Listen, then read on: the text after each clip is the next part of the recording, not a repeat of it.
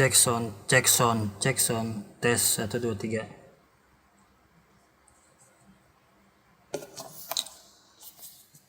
Saya Pak. Ada pantai itu semua ini. Ada Reji. Oh, ada Reji. Budak Dahar. Oh, itu benar. Alhamdulillah. Amin. Allahu Akbar. Alhamdulillah. Alhamdulillah. Buka. Kasih jalan, woi.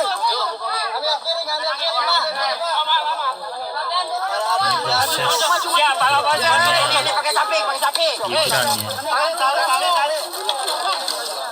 Ganti. Ambil deh.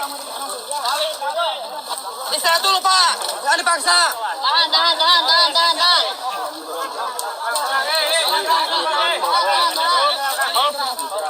Mantap.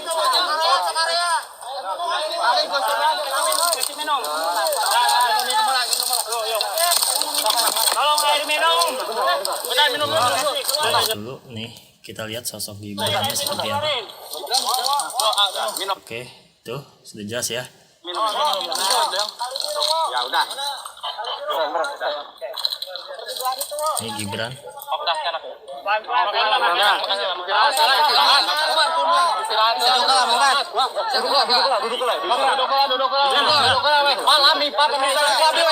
Ayo Gibran, jalan.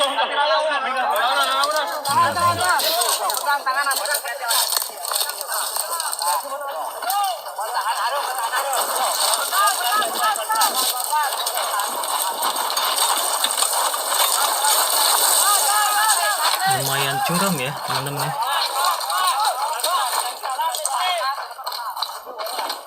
Tuh lihat, hampir 45 derajat ya ketinggiannya. Nah ini sampai nahan tim sarnya polisi.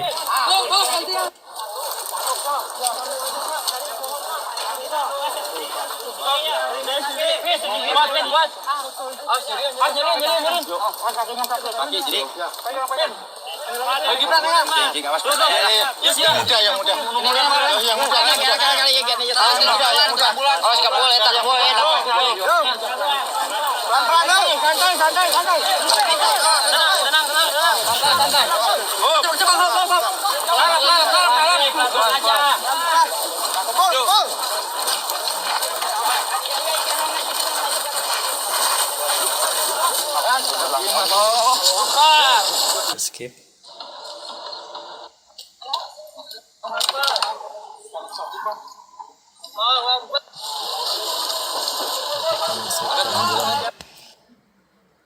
Jumpa lagi di channel Bumi Spiritual. Salam damai, Bumi Spiritual. Channel ini ngebahas seputar kisah mistis dan misteri yang belum banyak diketahui oleh masyarakat, mitos atau faktanya. Nah, episode kali ini gue sendirian. Gue sedang gabut, gue sedang mencari berita-berita yang viral, tentunya yang berkaitan dengan mistis. Oke? Mistis. Nah, sedang viral, seorang bocah berumur 14 tahun menaiki Gunung Guntur, Garut, Jawa Barat, Gibran, ditemukan di Curug Cikoneng. Saksikan videonya, gue akan menjelaskan secara logik. Nah, teman-teman boleh komen nih, boleh komen kalau misalnya bisa ngebahas yang part keduanya tentang dunia mistis atau misterinya tentang Gibran ini. Teman-teman boleh komen, nanti gue akan buatkan video yang kedua berdua dengan Bang Jung, apa saja yang dialami oleh Gibran. Oke, sekarang kita lihat videonya.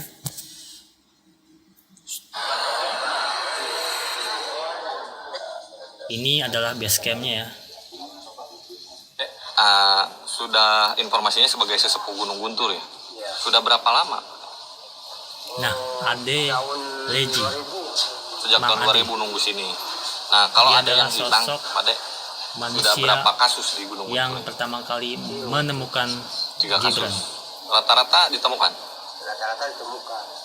Selamat. Selamat. Paling lama berapa hari? Paling lama 3 hari.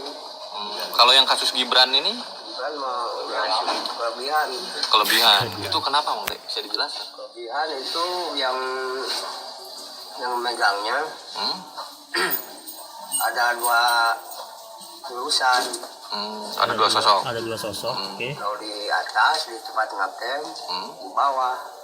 Oh, jadi Kalau ada, yang Gibran ini, sosok Gibran ini jadi ada dua sosok penunggu di gunung ya. Di Gunung Guntur itu ada dua sosok, yang di atas sama yang di bawah.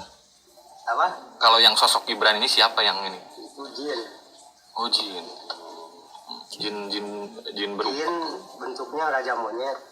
Oh, jin yang bentuknya raja monyet. Mang Ade kan yang pertama menemukan Gibran. Ya. Itu jam berapa, Mang Ade? Sekitar jam 4-an Sore. sore. Lagi ngapain dia? Lagi itu Suaranya belum agak ditemukan. Baru mulai di Mulai di Tawasulan, foto. Oh di sini baru barang itu yang barang itu di paku, masuk ke paku, baru ketemu kelihatan. baru kelihatan. Bukakan. Paku apa itu, Mang Ade namanya? Itu paku bumi. Untuk syarat. Paku bumi. Syarat Oh. Syarat permintaannya gitu. misalnya gitu. Oh, yang ini Syaratnya di, paku yang bumi. ini di Gunung Kalau Guntur. pakai paku bumi itu pasti nemongan. Penampakan Bentuknya apa sih paku bumi itu maksudnya? itu di rumah. Nah, Paku kayak emas, nah, tapi ada lapat ayat 3. paku kayak emas yang ada lapat. Nah, gue kasih contoh. Ini gue punya paku seperti ini contohnya.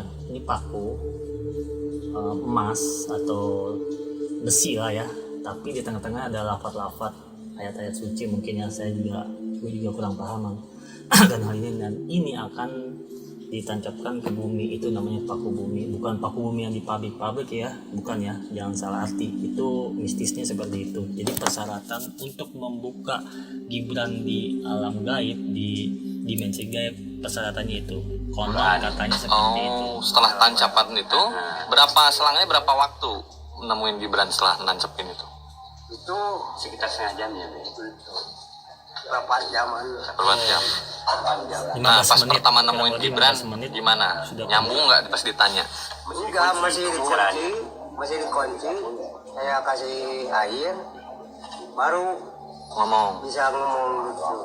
Langsung bisa ngomong, dikasih makan. Gitu. Krian saya Pak Ade komunikasi. Oh, langsung ngontek Bapak. Iya. Nah, makanya Stop, coba kita video yang lain tentang wawancara Gibran di TV One ya. Coba ya. Ini ya, Gibran kondisinya gimana hari ini, sehat? Ya, alhamdulillah sehat. Alhamdulillah, tidak ada luka di kakinya. Gimana Gibran? Kemarin katanya sempat luka ya di bagian kaki ya? Dengerin. Ya, masih luka. Udah sembuh, udah baikan? Ya, alhamdulillah masih baik. Alhamdulillah. Oke. Nah, Gibran, kalau mungkin Gibran bisa ceritakan kondisi Gibran pada saat hilang selama 5 hari itu, apa yang dialami Gibran? Dialami, ya, saya rame, saya jalan biasa, tapi berikan. Yang dialami katanya rame, seperti biasa lah. Rame. Padahal Gibran itu mendaki sama siapa saja sih Gibran? Sama temen 14 orang. 14 orang. Orangnya itu kayak apa Gibran? Yang lewat itu? Yang lewat itu kayak apa katanya? Oke. Kayak bapak-bapak, ibu-ibu, doang banyak. Pokoknya seperti Warga bapak. di Di sana kah? kampung, Gibran sempat ngobrol nggak sama orang-orang yang lewat itu, Gibran? ada yang ngasih makan. Oh, ada yang ngasih makan. Enggak diterima. Ada yang ngasih makan, cuman Gibran menolak ya. Oke. Ada yang nawarin makan gitu. Gibran mengambil nggak makanan yang ditawarkan itu? Tadi kan bilang enggak. Gibran mengambil nggak atau menerima tawaran itu nggak? Tidak. Tadi kan sudah bilang tidak. Enggak. Tuh, enggak ya. Kenapa Gibran? Kenapa? Kenapa nggak diterima? Yang nggak kenal sih. Yang nggak kenal. Alasannya kenapa ditolak makanan dari orang itu karena nggak kenal, intinya gitulah. Orang biasa, kayak orang biasa, mukanya kelihatan. Enggak, mukanya enggak kelihatan. Mukanya enggak kelihatan. Oh, sosok yang mengasihi makannya itu tidak kelihatan mukanya. Nah, Gibran, ada yang menawari makanan orang yang sama atau Ngopi beda-beda, dulu, Gibran? guys. Berbeda-beda 3 orang. Oh, beda-beda Ada orang. 3 orang beda-beda. 3 Nah, orang ya. pada saat kayaknya kalau lihat Gibran cerita ini kok kayak santai gitu ya. Pada saat hilang 5 hari itu Bukan santai. takut gak sih Gibran? Ding-ding lu. Enggak, kayak beberapa jam. Di sini udah 6 hari. Jadi gini ya teman-teman, dimensi gaib itu beda dengan ruang dunia yang sekarang kita tempatin. Dia berbeda dimensinya. Kayaknya cuma sebentar. Abangnya hilang tuh baru tajam katanya gitu. Oh, jadi hanya beberapa jam saja gitu. Itu rasanya itu kenapa Gibran bilang waktu itu nggak pernah gelap, nggak pernah malam gitu ya? Ada malam. Maaf ya, suaranya hujan. Ada malam. Nah, Gibran itu kan waktu Gibran dibilang hilang gitu kan banyak orang nih yang datang akhirnya mencari Gibran gitu di titik-titik tempat Gibran ada. Sama sekali nggak kedengeran apa-apa, orang-orang teriak. Ini ibu juga kan ikut juga ke sana kan sampai teriak. Nggak kedengeran. Jadi nggak ada suara Yang apa. ajan itu yang ajan kedengeran. Subhanallah. Hanya ajan yang bisa menembus dimensi gaib. Ya, tepuk sadar ya sadar. Ajan.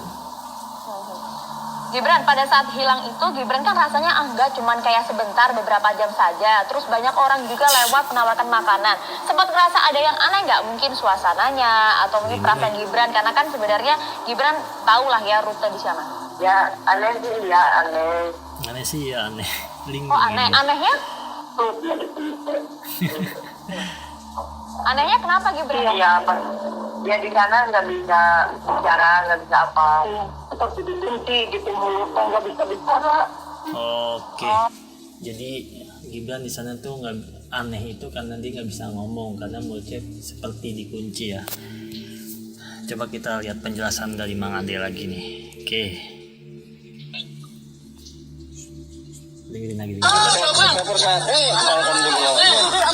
Pertama menemukan korban lagi ngapain, kemudian sudah berapa lama abang di sana?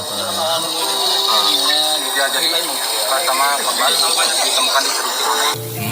Mungkin berapa ratus kilometer dari jembatan itu, berapa ratus meter dari jembatan, korban duduk di dekat batu.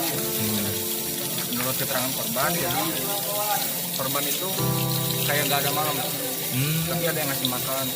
Mungkin hal-hal di luar, hal-hal menala, tapi ya kejadiannya itu.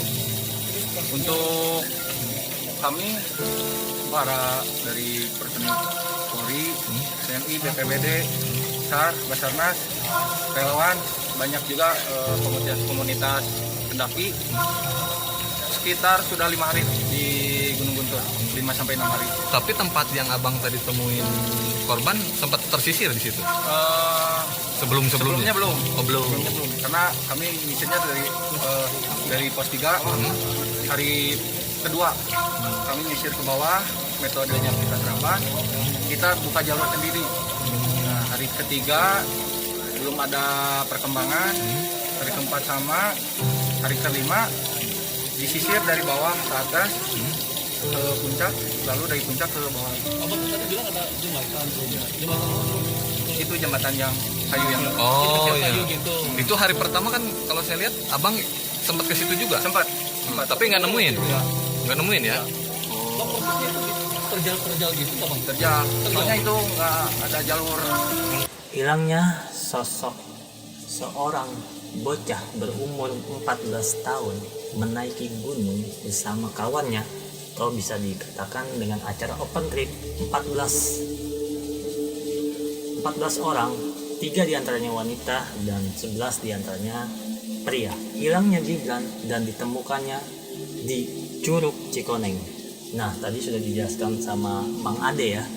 Nah, singkat cerita, Mang Ade ini kan penemu Gibran yang pertama kali. Nah, singkat cerita, Mang Ade ini bertanya kepada Gibran, sudah berapa hari di sini? Gibran hanya bisa menjawab, saya tidak mengalami malam. Jadi jelas Gibran hanya mengalami siang.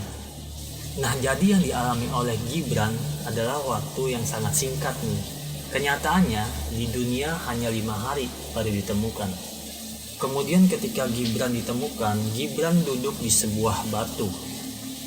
Nah, untuk lokasinya memang agak jauh dari pendaki ya. Tadi sudah dijelaskan oleh Mang Ade bahwa tim SAR atau warga atau relawan yang mencari Gibran harus membuka jalan baru nih. Nah, kalau jalan baru itu gue gambarkan seperti semak-semak atau ranting-ranting pohon yang harus ditebang, yang harus dipotong agar bisa melewati. Nah, aksesnya tersebut memang jauh dari lokasi pendakian nih. Nah, artinya dengan kata lain, Gibran ditemukan sangat tersembunyi dan belum pernah dijamah oleh orang lain. Itu penjelasan dari Mang Ade ya. Nah, menarik nih di sini nih, kalau teman-teman mau ngebahas tentang analogik atau spiritual dengan Bang Jiung, boleh komen di bawah. Nah, oke, gua akan bikin videonya yang part kedua tentang yang video Gibran ini ya. Kembali ke topik.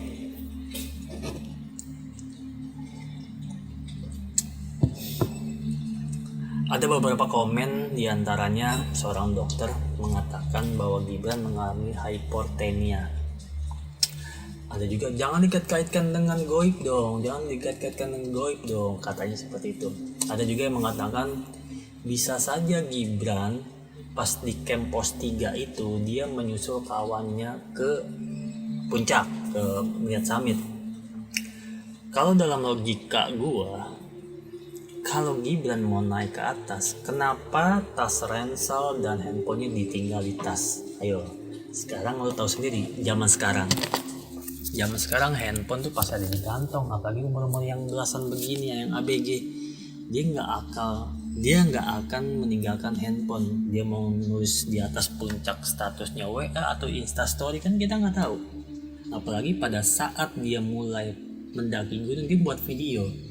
Dan di camp, di pos 3 dia sempat video call loh sama orang tuanya, sama ibunya, sama bapaknya. Bahkan bapaknya mengatakan ada yang aneh sebelum itu. Kita nggak bahas ke situ. Itulah logiknya, seperti itulah logiknya. Jadi nggak mungkin di luar nalar ini. Kalau menurut gue di luar nalar, dan ini harus dibahas dengan pakarnya gitu, spiritual seperti apa. Kenapa dia bisa masuk ke dimensi gaib seperti itu? Menurut gue nggak logik dalam kacamata gue. Nah, oke, segitu aja wisdom gue. Yang pertama adalah, jika teman-teman nih yang membuat acara open trip, gue harap agar lebih bertanggung jawab lagi nih tentang anggotanya, kepesertaannya, ya kan? Jangan sampai ditinggalkan kawan-kawannya. Jadi kejadianlah seperti Gibran ini, itu yang pertama. Yang kedua, gue harap dengan kejadian Gibran ini jangan sampai terulang kembali deh, menurut gue. Jangan sampai, karena sebelumnya 3 tahun sebelumnya juga ada kasus yang sama di lokasi sama di Gunung Guntur ini, di pos 3 ini hilangnya pas di pos 3 di camp hilang, tiba-tiba menemukannya di sebuah batu di Curug Cikoneng itu. Dan konon katanya Curug Cikoneng itu airnya keruh dan mengandung belerang. Ketika diminum ya mungkin terkena racun dan sebagainya. Gue nggak paham hal itu. Nah, 3 tahun sebelumnya ya, gue lupa namanya siapa, tapi ditemukannya pada saat tidak pakai baju. Nah, kalau Gibran kan pakai baju, pakai jaket ya. Oke, saran gue cuman satu sih, banyak mengingat Tuhan, Sang Pencipta lo. Kayaknya gue udah agak merinding nih bahas ini. Kita bahas berikutnya aja ya. Kalau banyak komen silakan komen aja. Gua mau cuci muka dulu. Oke, terima kasih.